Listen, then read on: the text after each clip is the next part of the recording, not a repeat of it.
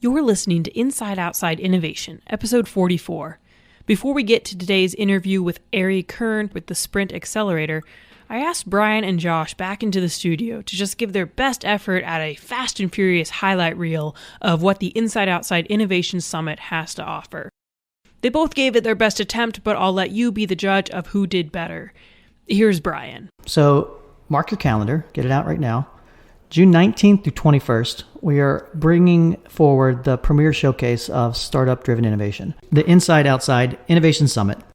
We wanted to bring together our audiences of startup and corporate innovators, the best and the brightest of the world, in a real-world immersive opportunity to actually see it, feel it, taste it, touch it, be a part of it. Check out theiosummit.com, and you can follow along on Twitter at theiosummit. And Josh's attempt. A bunch of education for corporate innovators, a bunch of education for startup founders. As a keynote will be Simone Ahuja, $100,000 pitch competition. Patrick Riley from the Global Accelerator Network. Christian Kromers have a $100K pitch competition. Christina Beckold from Samsung Next Venture, $100K pitch competition. But Brian had to get the last word in. $100,000. Get more information about corporate sponsorships, startup applications, and tickets at theiosummit.com. Now, on to the episode. Ari Kern is the Community and Programs Manager with the Sprint Accelerator in Kansas City. In her insightful conversation with Brian, she talks about how the design of Sprint's physical accelerator space cultivates community and innovation, and what exciting new shift Sprint is making in its next accelerator round. Listen carefully near the end for some information about how you and your startup or Kansas City corporation can take part in Sprint's new and exciting process.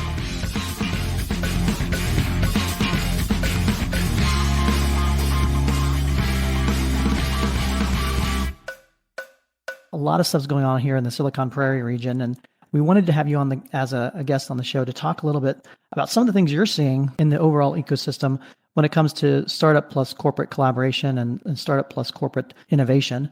So if you could start off maybe telling our audience a little bit about the Sprint Accelerator and kind of how it's morphed and changed in the last couple of years, and a little bit more about what you're doing down there. Yeah, I'd be happy to.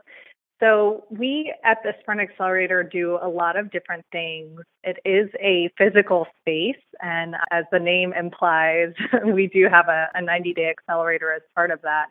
But essentially what we strive to be is a hub for corporate innovation and entrepreneurial engagement. Through a lot of different programs and partner organizations that we pull in, we try to mesh those two communities, so to speak, between the entrepreneurs, founders, startups, and the corporations, corporate innovators who are trying to think more entrepreneurially. So we're consistently rolling out our own programs. You know, we've been busy. So it's been open technically since 2013.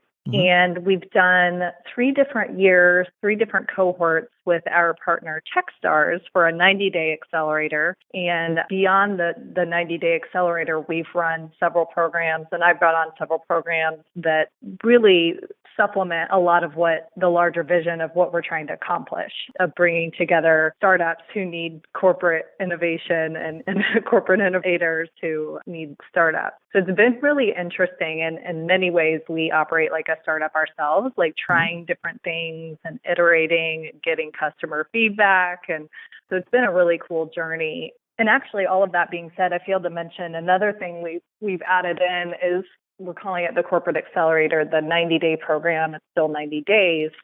It's 120 days. So there's, about 30 days prior to that when the selected teams will meet specifically with the partners, the corporations, to define clear KPIs and goals that ways they could work together, that they can hit the ground running on April 3rd. They can really work to achieve those goals throughout the program, and everybody's on the same page. So again, it comes back to being really clear about how you can work with each other and the progress you're making and so forth.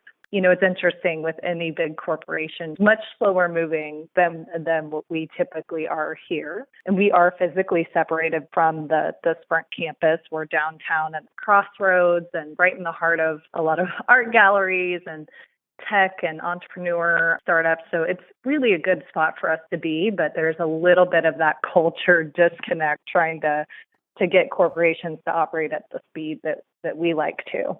Yeah, for sure. Your space is amazing down there. Like you said, more than just a room for an accelerator for teams to work through. Talk a little bit about like maybe how the space came together and how that plays a role in both helping those startups as well as corporates kind of collide. Yeah, the space we have, like half of the downstairs is open community space. We do drop-in co-working for free actually, so people can take advantage of having meetings, free Wi-Fi, and that's Monday through Friday. And so that's kind of been an interesting experiment, hoping to get people to kind of organically meet up and take advantage of that.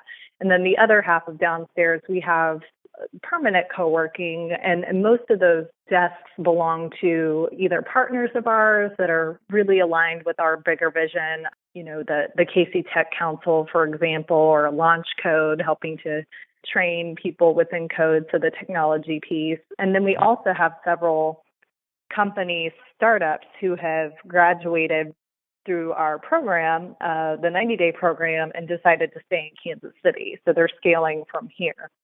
And then upstairs, we have a pretty flexible space. There's a really large space for presentations. So it's open, really inspirational.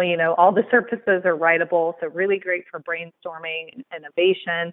And then it's purposefully designed in a really modular way, so we can reconfigure it for whatever group we're trying to host or what program we're trying to pull off from our internal programming. And in the past, when we've held the 90-day accelerator, the 10 teams that are chosen each time move here to Kansas City for 3 months, and they kind of take the top floor over. We're changing that up a teeny bit with our new version of the 90-day accelerator, the corporate accelerator, where teams will not be required to be on site 100% of the time. But if they're able to, they're definitely welcome. And then there will be some dedicated collaboration weeks when everybody will be here. So a little more focused in that way. You mentioned the change moving from the Techstars model to more of a corporate innovation model. What are some of the things that are on deck for the Sprint Accelerator with this new model?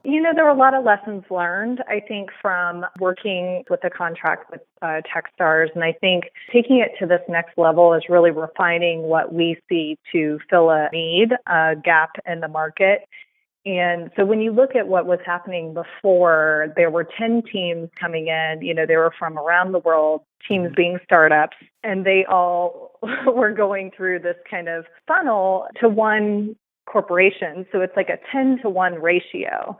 And within the Sprint, we have a ton of support. They've been really pretty phenomenal taking this leap and leading by example as a corporation in Kansas City and putting themselves out there. But when it comes to really getting corporate resources, like individuals to mentor and move certain ideas forward, connect them with the business units, all of those types of things, it's very tough when, they're obviously trying to run the normal business and watch the bottom line and execute on the main business line. So while innovation is incredibly important to Sprint and many other corporations, it's really a lot to ask to do that 10-to-1 ratio. So that's something that's a little different. We've expanded. We're actively seeking other corporations to come on board. So this next go around, which will kick off in April, we have 2 verticals.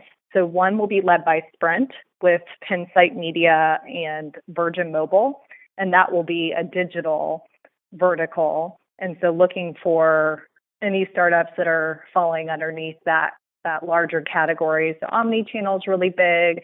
Marketing, it goes down the line of all these different things. And we're really trying to get these larger companies engaged to determine, which startups align with their challenges and the vision for what they're trying to solve within the corporation. So the one, like I mentioned, there's 2 verticals. So one is digital, and then we've also brought on a second major corporation in Dairy Farmers of America, or DFA. And it's really been fascinating to work with them. They have 14,000 members. They're more of a co-op model, and it's just the range of issues they deal with working with all these farmers, basically on farm to in-store to consumer. So lots of data challenges, lots of logistics.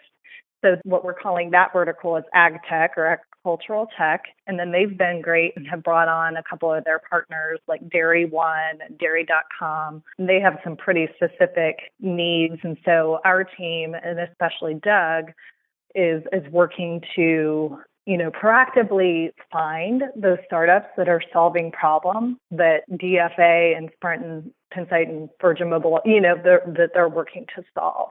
Right. So that was a lot of words. But that being said, like the ratio of number of startups to corporations should be smaller as well. So really, really focused, ensuring they're strategically aligned, and it should probably be like 4 startups to 1 corporation versus 10, which should be great.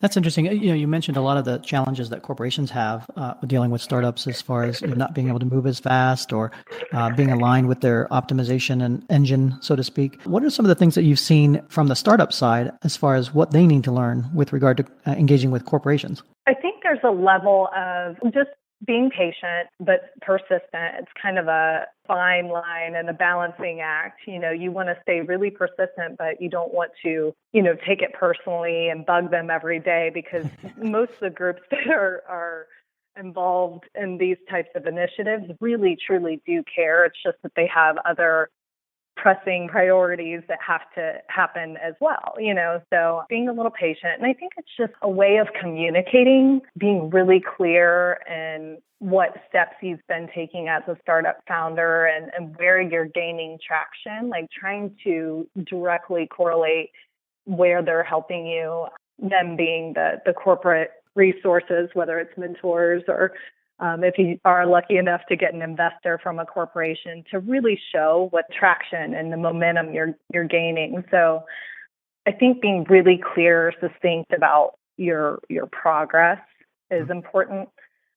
Respecting their time, because it's very difficult to get on the calendars of some of these executives. And then once you do, you want to be able to truly take advantage of that time. So being overly prepared for those types of meetings. It's not nearly as casual as a lot of startup cultures tend to be. So it's kind of stepping up your game and meeting those corporate executives where they are, not where you're comfortable. So you mentioned April is when you're starting the next cohort. If people are out there, either startups looking to apply to the next session, tell us a little bit more about that, and then tell our audience a little bit more about how they can either get in touch with you or the Sprint Accelerator if they want to learn more.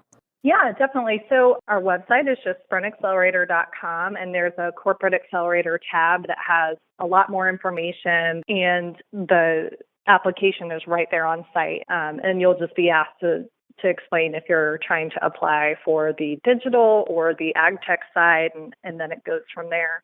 And then the selection committee is made up of Doug Dressler, and then depending on which side, which vertical, it will be representatives from the corporate innovation team and leaders who are helping with, either from Sprint, Pensight Media, and Virgin Mobile, or DFA and their folks.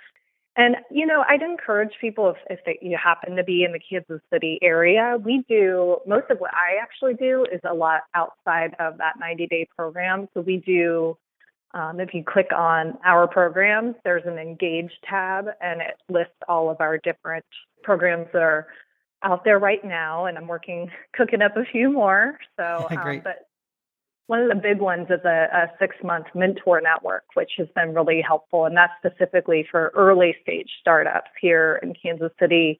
With that's been really interesting and a great way to grow. And for you, being interested in corporate innovation, we had this past cohort was our 4th, and we had 20 startups.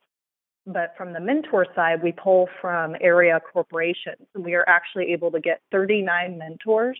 They're director and above level executives from 19 area corporations. So it's a really, really great way to start that conversation between startup founders and corporate executives. And again, was the 4th cohort. And more often than not, the mentors, the corporate folks are walking away saying, wow, I learned so much. Really fascinating. And then you get those corporate folks talking to each other and saying, what is your company doing? How are you treating innovation? And that conversation is really important as well. So the startups get a ton of resources, connections, great advice. it's almost like the gateway drug for corporations. They can kind of dip their toe in before jumping into something as large as our Corporate Accelerator 90-day program. So it's been really interesting to see the engagement from that side too. Yeah, I think that's an interesting thing because I think a lot of times it's just getting people comfortable with the fact ties and T-shirts and the tucked and the untucked can live and breathe together, and exposing each other to each other kind of opens up that opportunity to work together. So completely. Well, I appreciate you coming on the show, Ari. Do let us know how things are progressing. We'll probably have you back on at some point. And thanks again for being part of the Inside Outside Innovation Podcast.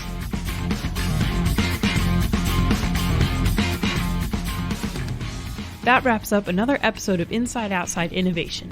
Big thank you to Ari for making this episode possible. Follow our Twitter account, the IO Summit, to get updates on the conference in June. In the meantime, we know you've got opinions that you're dying to share, so leave your opinion of us on iTunes. The world of innovation is always changing, and we want to talk about what you need to hear. So if you've got questions about something in particular, let us know and we'll answer them on the show. Until next time, go out and innovate.